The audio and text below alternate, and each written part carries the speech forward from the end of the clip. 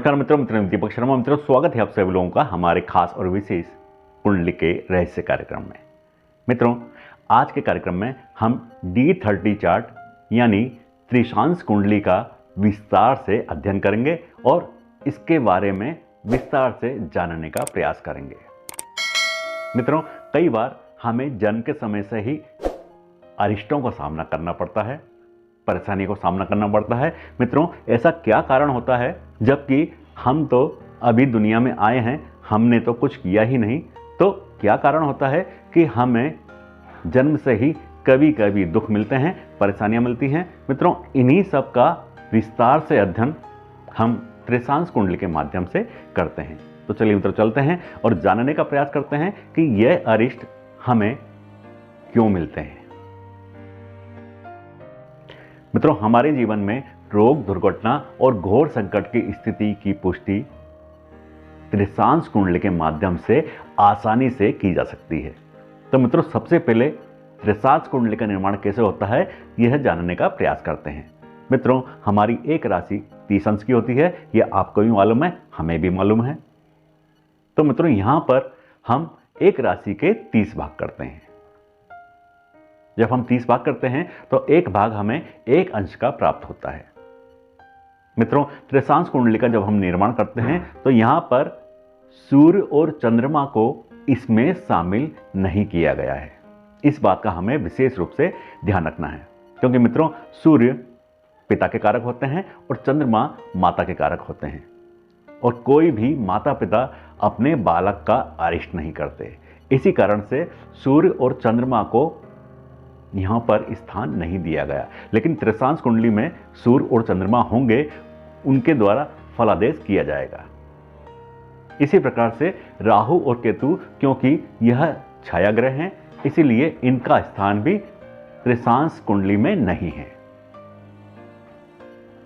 केवल 5 ग्रह जिनको 2 राशियों का स्वामित्व प्राप्त है, वही त्रिशांश कुंडली में होते हैं और उन्हीं के माध्यम से त्रिशांश कुंडली का निर्माण किया जाता है। क्योंकि इनके पास एक राशि सम होती है और एक राशि विषम होती है, तो इन सम और विषम राशियों के द्वारा ही त्रिशांश कुंडली का निर्माण होता है। मित्रों, त्रिशांश कुंडली में इनका एक विशेष क्रम होता है। जैसे विषम राशि में सबसे पहले मंगल होंगे, उसके पश्चात शनि, उसके पश्चात गुरुदेव बृहस्पति, उसके पश्चात बुध और अंत में शुक्र होंगे। इन्हीं की सम और विषम राशियां हैं। तो जब विषम राशि में कोई ग्रह होगा तो वह विषम राशि में ही स्थापित होगा, और जब सम राशि का ग्रह होगा तो वह सम राशि के त्रिशांश में ही स्थापित होगा। जैसे ही सम राशि की बात करेंगे तो यह क्रम उल्टा हो जाएगा। सबसे पहले शुक्र आएंगे, उसके पश्चात बुध आएंगे, उसके पश्चात गुरुदेव बृहस्पति, उसके पश्चात शनि और अंत में मंगल आएंगे। अब मित्रों, यह जो ग्रह हैं, इनका अंश क्या होगा? तो यहां पर इनका अंश मंगल, शनि और शुक्र के 5 अंश होंगे, गुरुदेव बृहस्पति के 8 अंश होंगे और बुध के 7 अंश होंगे।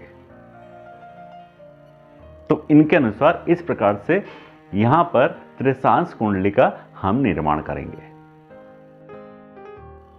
अब मित्रों, त्रिशांश कुंडली को कैसे देखा जाता है, इसका प्रयास करते हैं। मित्रों, हमारी कुंडली का जो अष्टम भाव होता है वह अरिष्टों का भाव होता है। उसमें जो भी ग्रह होता है वह पूर्व जन्म में अर्जित किए हुए अरिष्ट होता है। और यदि अष्टम भाव में कोई ग्रह नहीं है तो जो अष्टमेश है वह कुंडली में कहां पर है, वही पूर्व जन्म में किया हुआ अरिष्ट होता है। इसी प्रकार से मित्रों, त्रिशांश कुंडली में लग्न को देखेंगे। लग्न भाव में जो भी ग्रह है या लग्नेश जो भी है वह इस जन्म का अरिष्ट होता है। दसम भाव हमारा कर्म का भाव होता है, तो इस जन्म में जो हम कर्म करेंगे उसके द्वारा अर्जित किया हुआ अरिष्ट दसम भाव से देखा जाएगा। तो इस प्रकार से यहां पर अरिष्ट कुंडली में हम देखते हैं। अब मित्रों, यदि अष्टम भाव में शुभ ग्रह है या अष्टमेश शुभ ग्रह है और यह कुंडली के अंदर शुभ भाव में बैठा है, जैसे केंद्र भाव में या त्रिक भाव में बैठा है या त्रिकोण भाव में बैठा है, क्योंकि दोनों ही भाव शुभ होते हैं, तो मित्रों यहां पर जातक को जो मृत्यु भी प्राप्त होगी तो वह शुभ स्थान पर होगी, ज्यादा तकलीफ देह नहीं होगी। और यदि अष्टम भाव में अशुभ ग्रह हैं, पाप ग्रह हैं और अष्टमेश भी पाप ग्रह है, तो मित्रों मृत्यु अत्यंत ही कष्टमयी होगी और परेशानियों से होगी।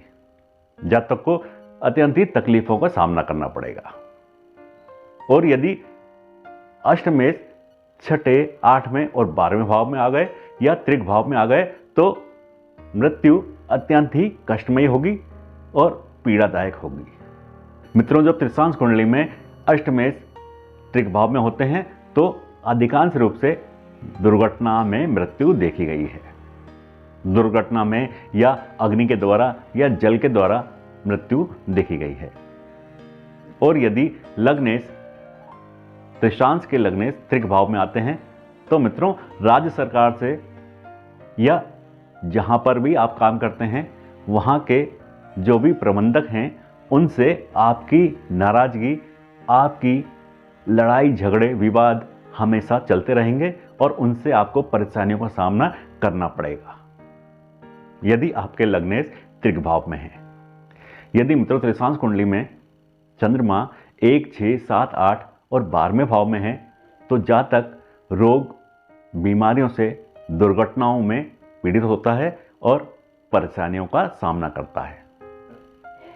त्रिक भाव 6, 8, 12 की दशा और अंतर्दशा अवश्य देखनी चाहिए, क्योंकि इस दशा और अंतर्दशा में यदि अष्टमेश हैं या अष्टम भाव में जो भी ग्रह हैं यदि उनकी दशा आरंभ होती है तो उस दशा के दौरान जातक को विशेष रूप से कठिनाइयों का सामना करना पड़ता है। तो जब त्रिशांश कुंडली में मंगल का त्रिशांश देखेंगे तो मित्रों मंगल क्योंकि रक्त के कारक हैं इसलिए रक्त से संबंधित बीमारियां जातक के अंदर देखने को मिलेंगी। रक्तचाप हुआ, खून, चोट लगना, इस प्रकार की बीमारियां देखने को मिलेंगी। जातक को ऑपरेशन तक की नौबत आ सकती है, इस बात का ध्यान रखना होगा। स्त्री के अंदर गर्भपात की समस्या आ सकती है, इस बात का विशेष रूप से ध्यान रखना है। पित्त से संबंधित बीमारियों को सामना भी यहां पर करना पड़ सकता है। यह विषम राशि में 0 से 5 अंश होते हैं और सम राशि में 25 से 30 अंश होते हैं। अब मित्रों शनि की बात करते हैं। त्रिशांश कुंडली के अंदर जब शनि का त्रिशांश होता है तो यह 5 से विषम राशि में 5 से 10 अंश तक होता है और सम राशि में 20 से 25 अंश का होता है। जब शनि का त्रिशांश होता है तो जातक को हिस्टीरिया, श्वास संबंधी बीमारियां, पैरालिसिस, दौरे की बीमारी, इस तरह की बीमारियों का सामना करना पड़ता है। श्वास की बीमारी होती है, कैंसर जैसी बीमारियों का सामना करना पड़ता है। अब मित्रों गुरुदेव बृहस्पति की बात करते हैं। त्रिशांश कुंडली के अंदर जब गुरुदेव बृहस्पति का त्रिशांश आता है तो विषम राशि में 10 से 18 अंश का होता है और सम राशि में 12 से 20 अंश का होता है, क्योंकि गुरुदेव बृहस्पति का त्रिशांश 8 अंश का होता है। जब गुरुदेव बृहस्पति का त्रिशांश आता है तो शरीर में पाचन तंत्र विशेष रूप से प्रभावित होता है, अपच की शिकायत होती है,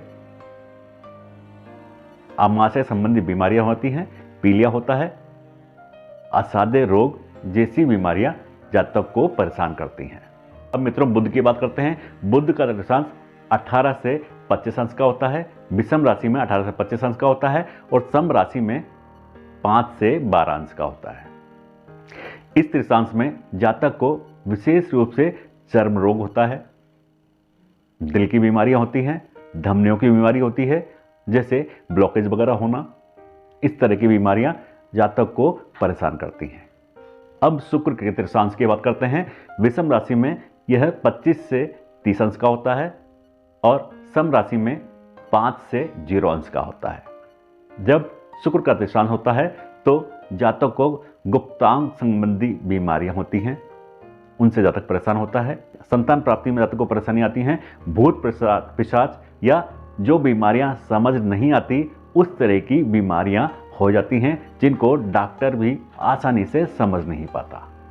तो मित्रों इन 5 ग्रहों के माध्यम से हम आसानी से हमारे अरिष्टों का, जो अरिष्ट हमें मिले हैं, जो पूर्व जन्म के कर्मों के द्वारा जो हमने अरिष्ट अर्जित किए हैं, जो हमें इस जीवन में मिले हैं, जिनका हमें सामना करना पड़ेगा, उनका हम आसानी से अध्ययन कर सकते हैं और हमारे जीवन को और सरल कर सकते हैं। तो मित्रों, यह था हमारा आज का विशेष कार्यक्रम। अगले कार्यक्रम में फिर एक अरिष्ट का अध्ययन करेंगे। तो मित्रों, मिलते हैं हमारे अगले कार्यक्रम में। तब तक के लिए मित्रों आज्ञा दीजिए। नमस्कार। जय श्री राम।